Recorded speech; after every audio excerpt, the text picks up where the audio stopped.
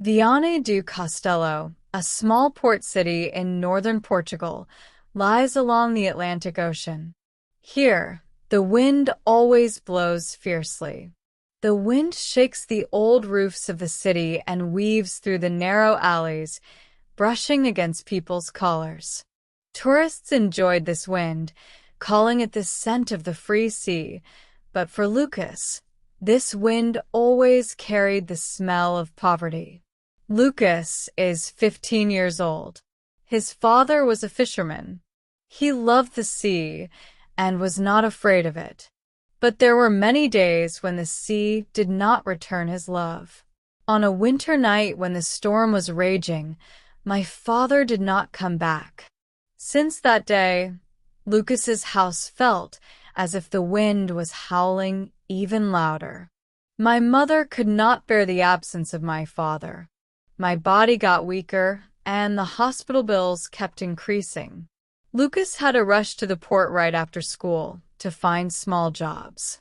He carried fish, helped tourists with their luggage, and sometimes washed dishes at a restaurant. His hands were rougher than those of his peers, and his gaze was deeper. It was a late afternoon. Just before sunset, the harbor was bathed in a red light, and the seagulls cried out in search of their last meal. After moving a few fish boxes, Lucas was leaning against the harbor railing to catch his breath. It was then men wearing black jackets with blue patterns walked in from a distance. Their steps were slow, but heavy enough to change the air around them. The merchants' faces hardened as soon as they saw them.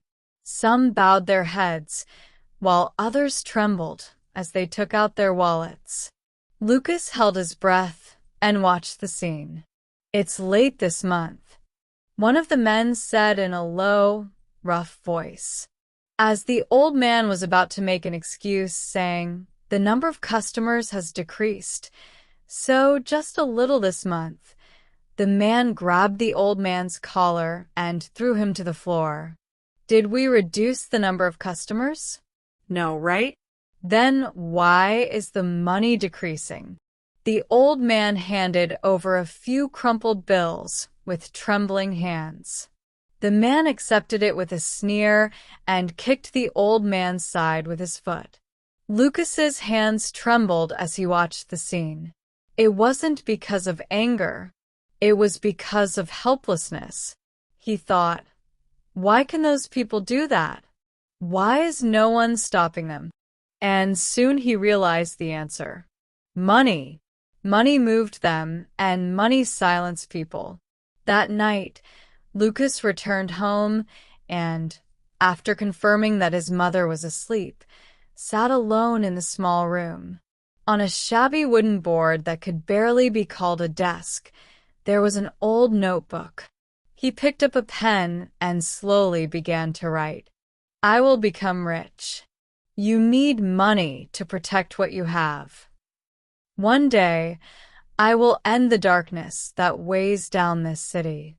His hand trembled as he wrote those words, but his gaze was firm. He was still a young boy, but in that moment, he had a determination deeper than that of an adult. Outside the window, the wind was blowing fiercely. But Lucas was no longer afraid of the wind. He knew that he had taken the first step to change his life. When Lucas first started making money, it was merely a struggle for survival. But as time went by, he realized to escape this city, simply working is not enough. He had to become a money-making person rather than just a money-earning person. Lucas's first business was modest. He made bracelets by stringing together seashells he found on the beach and carved small ornaments from discarded wood.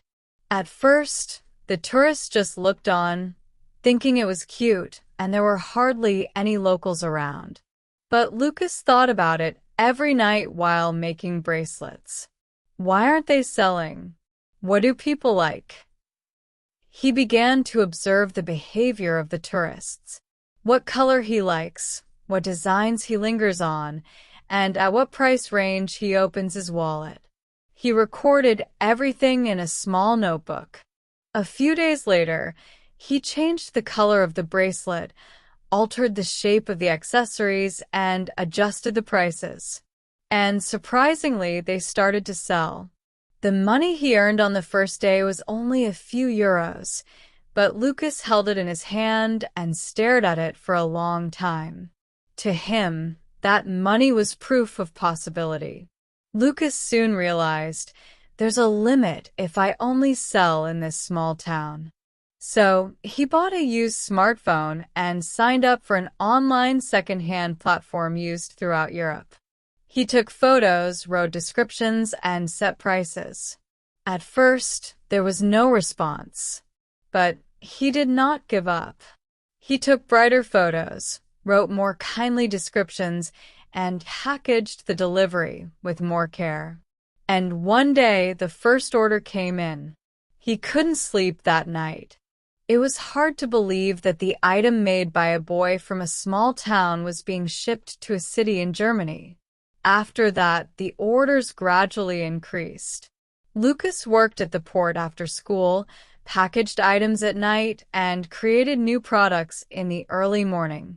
His days were longer and more intense than anyone else's.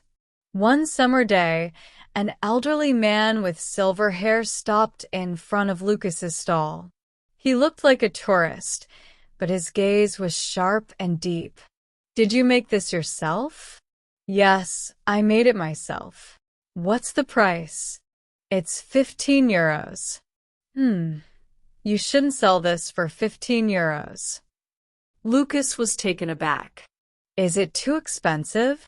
"No, that's too cheap," the old man said, holding Lucas's bracelet in his hand. "This is not just a decorative item. It's a piece that contains your time, effort, and sense of style. But you're lowering the price to sell it. That's not how business works." Lucas did not understand that statement. He just lowered the price to sell. The old gentleman smiled and said, "I am a retired investor from Switzerland. I have seen many young entrepreneurs, but your eyes are different." Since that day, the old gentleman visited Lucas's stall every day. He taught Lucas the basics of business. Prices are determined based on value. Customers buy not products, but stories. The market is driven by emotions. And above all, Lucas began to call the old man his mentor because an entrepreneur must believe in himself. He taught Lucas not just skills, but a mindset. Lucas's online sales have been steadily increasing. He wandered around the city to buy better materials, and more tourists began to visit his stall. One day, an anonymous message arrived in his online account. "You need permission to do business in the Asurla district." Lucas initially thought it was a joke. However, when he showed it to his mentor, the old man's face hardened. "Lucas, this is not a joke. It's an organization that has been controlling the city called Asur for a long time. They get involved in anything that makes money." Lucas swallowed. "Then what should I do?" "Be careful right now, but don't be afraid. You're still small and they won't pay much attention to you." But Lucas knew. This message is not just a simple warning, but a shadow of the enormous wall that we will face in the future. That night, Lucas opened his notebook again, and he wrote quietly, "I will grow bigger, and I will become strong enough that they cannot touch me." His hands trembled, but his heart was firm. The boy was no longer just making money. He was standing on the path to change his destiny. Lucas came to Lisbon in the year he turned 20. Leaving his hometown port city, he boarded the train with an old backpack, a laptop, and a small amount of savings he had gathered over the years. As he gazed out at the passing sea, hills, and ancient city walls, he reflected, "This is where it really begins." Lisbon was a completely different world for Lucas. Cafes filled with young entrepreneurs, co-working spaces, and offices that never turn off their lights late into the night.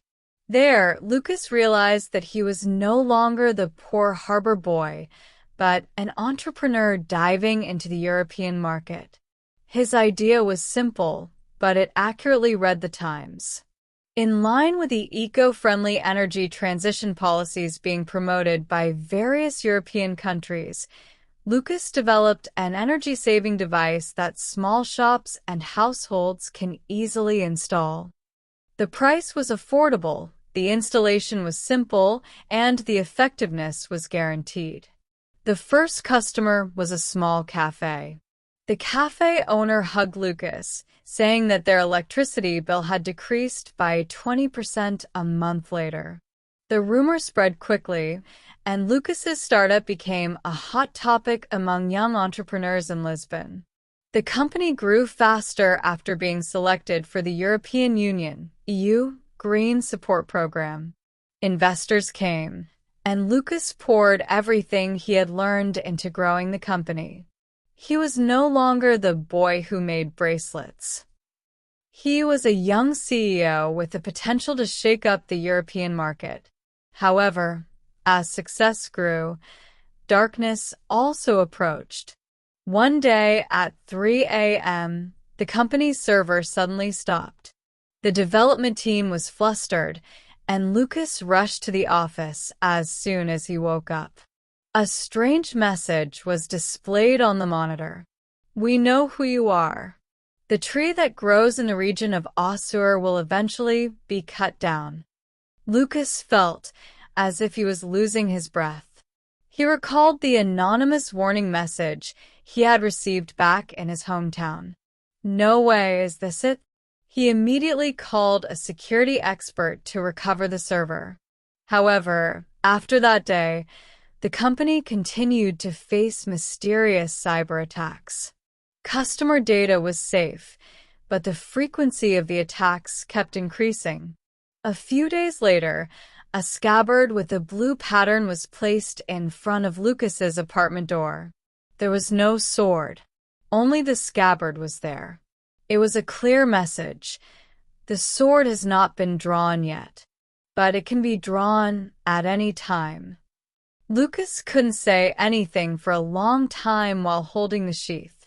He was scared, but at the same time, anger was boiling up. How did I come this far, and now I'm supposed to lose it all again? Lucas went back to his hometown a few days later. It was because he was worried about his mother. As soon as he entered the house, he looked at his mother's face. "Mom, are you okay?" "I'm fine, but..." The mother hesitated for a moment and then spoke. "A few days ago, strange men were loitering near the house. They seemed to be looking for you." Lucas swallowed hard. He couldn't say anything to his mother. He just held her hand tightly and said, "Don't worry. I will protect it." But he knew that he had to become stronger to protect it. That night, Lucas walked along the harbor of his hometown. The wind was still rough, and the waves were crashing in the darkness. He quietly murmured as he gazed at the sea, "I've made money. Now I know where to spend it." His gaze was no longer that of a boy. He was now a man ready to face the darkness, wielding wealth as his weapon. Back in Lisbon, Lucas began to investigate the Azura organization. He soon realized that what he was up against was not just a simple gang of thugs. Azura was a European crime network that extended not only through Portugal but also into Spain, France, and Italy. They had a massive corruption structure connected not only to drugs, weapons, and human trafficking, but also to politicians, police, and corporations. Lucas was shocked, but at the same time, he was convinced If we can bring down this organization, not only this city, but many people's lives will change. He decided not to run away anymore. He decided to fight. Not with violence, but with information, law, and capital. That night, Lucas wrote a single sentence in his notebook. From now on, I will be the one hunting. Lucas no longer ran away. He was now clearly aware that the Azura organization was targeting him, and therefore he had to prepare to confront them head-on. However, he had no intention of fighting with violence. He has known it since he was young.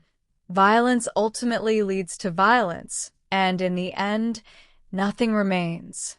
The weapons Lucas chose were information, law, capital, and public opinion. He knew that when these four elements combined, they would exert a power stronger than any criminal organization.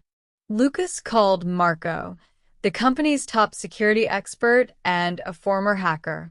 Marco was a genius who had won a European cybersecurity competition in the past and had been a colleague of Lucas since the early days of the startup. Marco, we have something to do. It's Azura, right? Yes. We need to track their cash flow. Marco paused for a moment and then nodded. That's war, but we can do it.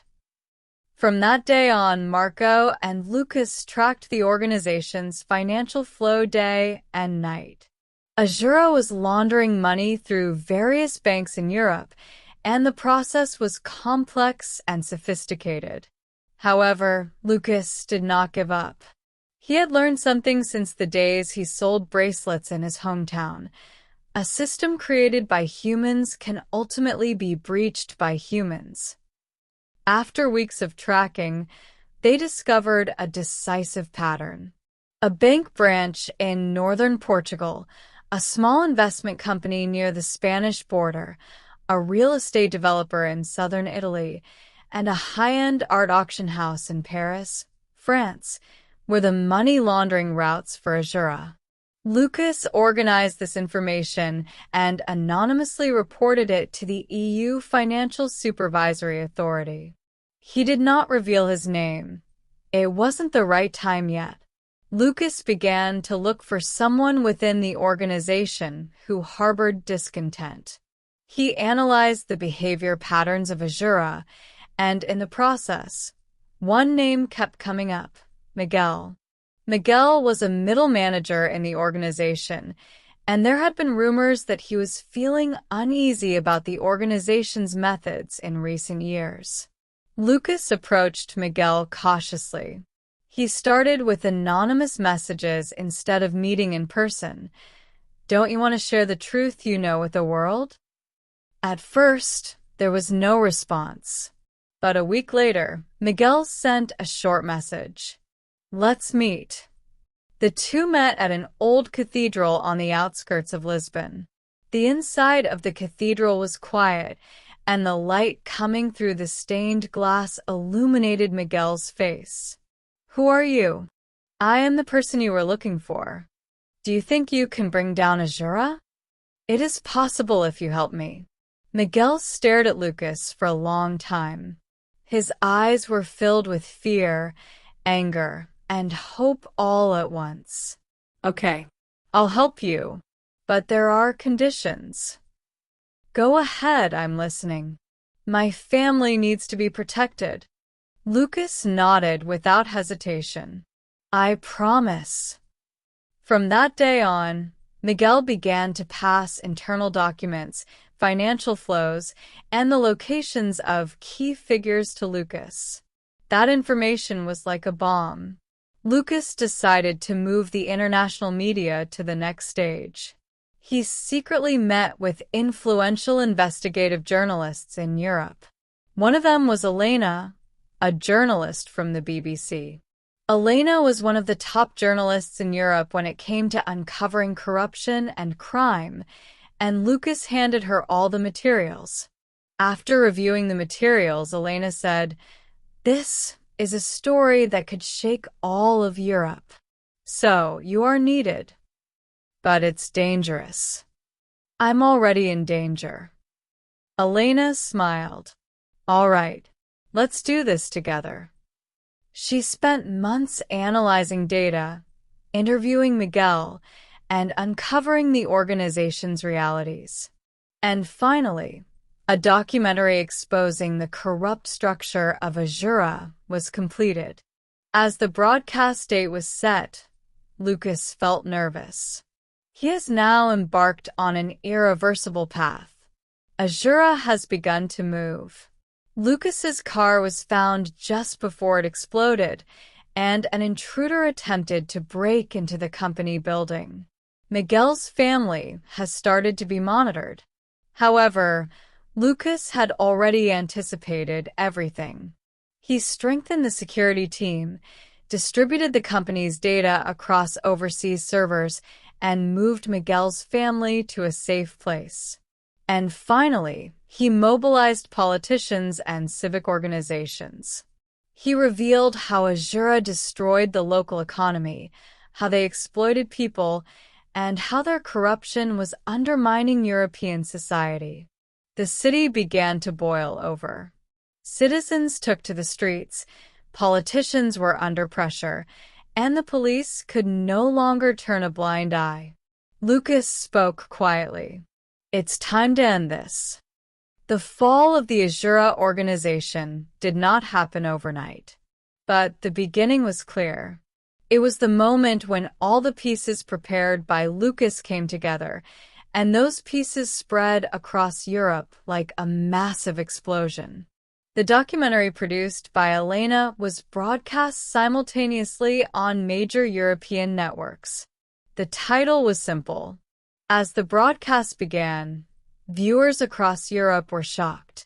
The documentary starkly revealed the true nature of the Azura organization: secret dealings with politicians, police corruption, money laundering through art auctions, illegal fund transfers using real estate development, and above all, how the organization has exploited local residents. Miguel's face was pixelated, but his voice was trembling. We have seen too much. But no one said anything. The moment I speak, my family is in danger. His confession shook the hearts of European citizens. Social media exploded, and the press poured out reports related to the Azura every day. That night, Lucas quietly watched the broadcast from the office. Marco said from the side, "This is just the beginning." Right. From now on, they have nowhere to hide. 2 days after the documentary aired, the EU Financial Supervisory Authority froze over 200 accounts linked to Azura. Bank branches in northern Portugal, an investment company in Spain, a real estate development firm in Italy, and an art auction house in France were all simultaneously shut down. The financial lifeline of Azura was cut off in an instant. They were an organization that couldn't move without money. Without money, they couldn't hire people, bribe the police, or manipulate politicians. Panic broke out within the organization. Who leaked the information? The police are on the move. They said the funds are frozen? That's ridiculous. Their anger and confusion soon turned towards each other. The organization caused internal divisions, and middle managers began to suspect each other and flee. Lisbon, Porto, Madrid, Paris, Milan. Citizens poured into the streets in major European cities. Dismantle Azura. End corruption. We will no longer remain silent. Hundreds of thousands gathered, holding candles and marching. They were no longer afraid. They realized that they are not victims but citizens demanding change. Lucas took a deep breath as he watched the scene on TV. I didn't create this. People rose up on their own. He was most proud of that fact. The decisive moment came at 4 a.m. Europol conducted a large-scale arrest operation simultaneously in 6 European countries. In the northern part of Portugal, the base of Azura, a secret warehouse in Spain, a luxury apartment in Paris, France, a farm in southern Italy, and a money laundering hub in Germany saw the deployment of hundreds of police, resulting in the arrest of over 40 key figures of the organization. The leader, Rafael Duarte, was captured at a villa on the Portuguese coast. As he was being arrested, he said this: Who betrayed us?